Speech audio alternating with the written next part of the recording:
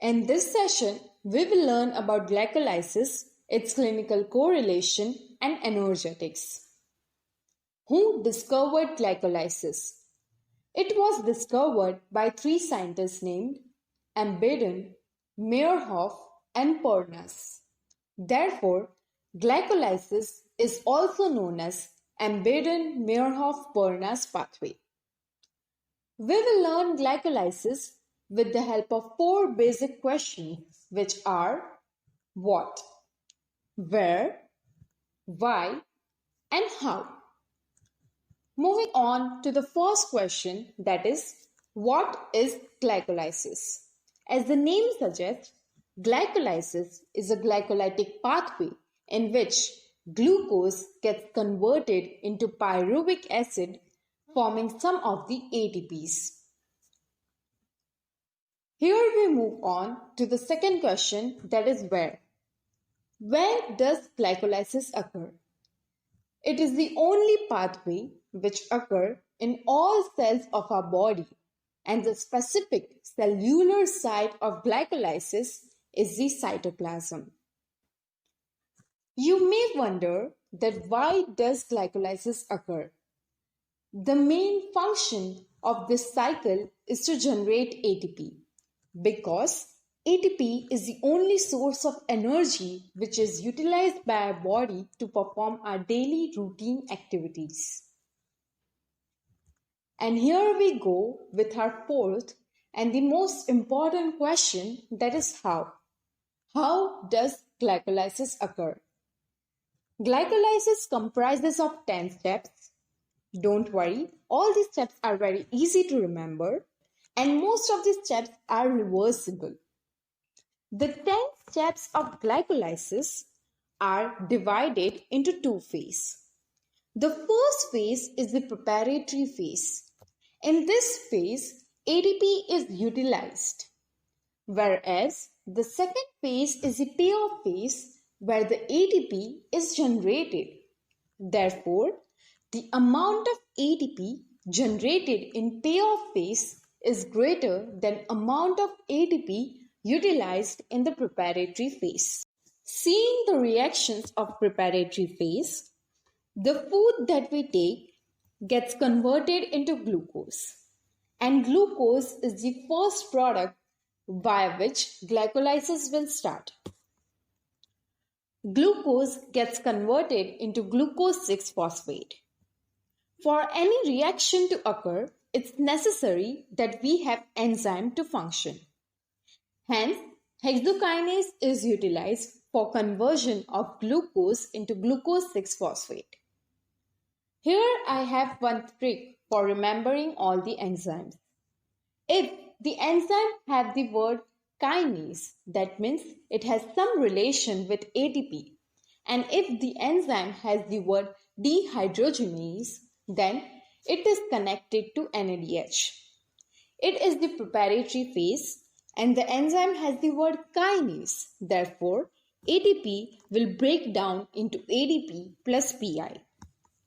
This is the first step of glycolysis and it is irreversible step.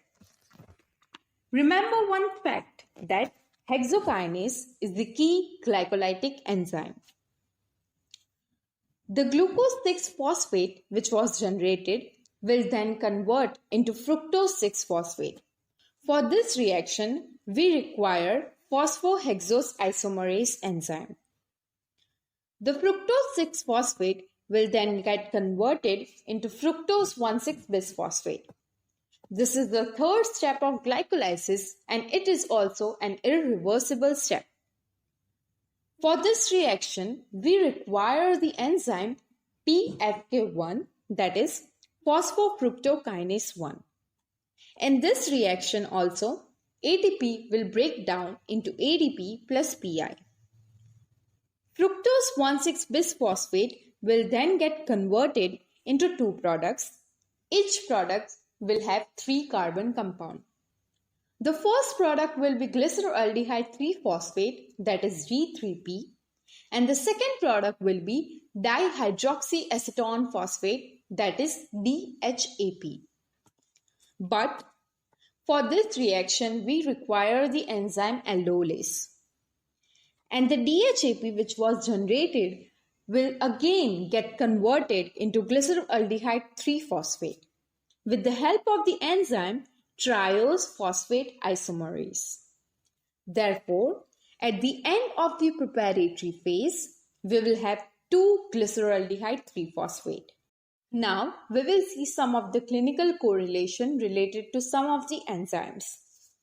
If there is inherited deficiency of aldolase enzyme, then patient may suffer from lactic acidosis and hemolysis. Moving on to the reactions of the payoff phase.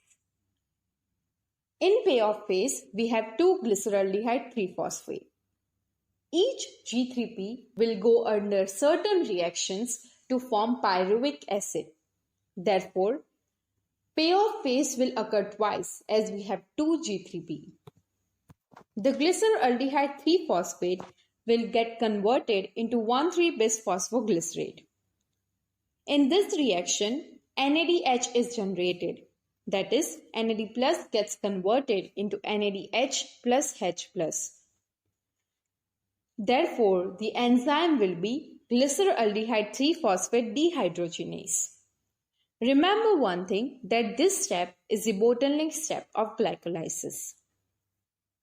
1,3-bis-phosphoglycerate will now get converted into 3-phosphoglycerate.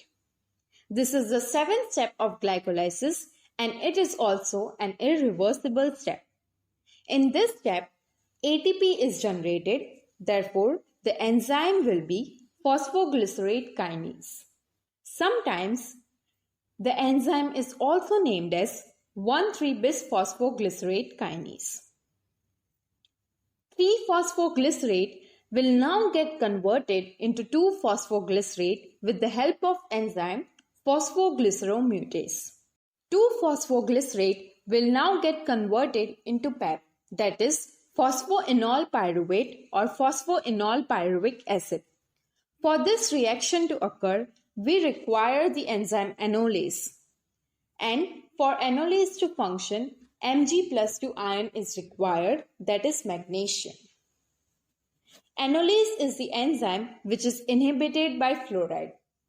And this fluoride inhibition action is helpful for collecting blood sugar. That means that when we collect the blood sugar, fluoride is added.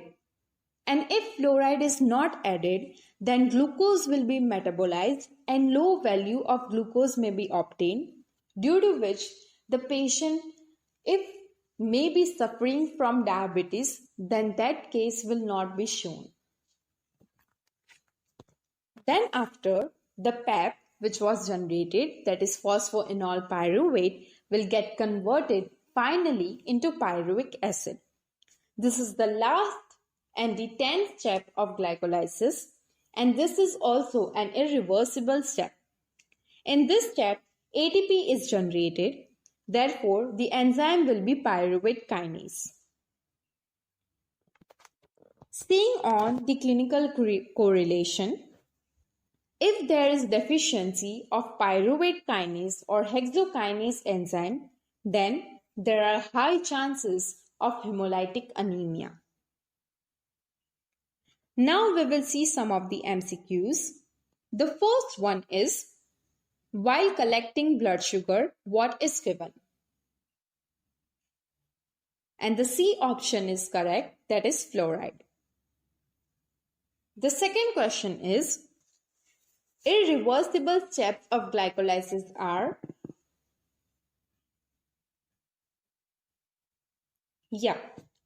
first, third, 7th and 10th, that is A option is the right answer. Remember that 1, 3, 7 and 10 are the irreversible step of glycolysis. Did you know the fact that glycolysis is the only source of energy in RBC or erythrocytes? Moving on to the energetics, we will first see the energetics of payoff phase. In payoff phase, there was generation of 1 NADH. And as this phase occurs twice, therefore we have 2 NADH. 1 NADH helps in generation of 2.5 ATP. Therefore, 2 NADH will generate 5 ATP. Then, we have direct generation of 2 ATP with the help of reaction in which 1,3-bisphosphoglycerate gets converted into 3-phosphoglycerate. And in the last reaction of glycolysis, that is conversion of PEP into pyruvic acid, another 2 ATP are generated. Hence, in total, there is generation of 9 ATP in payoff phase. But we also utilize some of the ATP in preparatory phase. In the first step of glycolysis, there was usage of 1 ATP, and in the third step of glycolysis, there was usage of another ATP. Therefore, 2 ATP were utilized. Hence, the total generation of ATP is 7. Therefore, we saw the energetics. I would like you to solve one of the MCQ, that is, which is the bottleneck step of glycolysis. Do comment down below the right answer, and please do like, share and subscribe to my channel.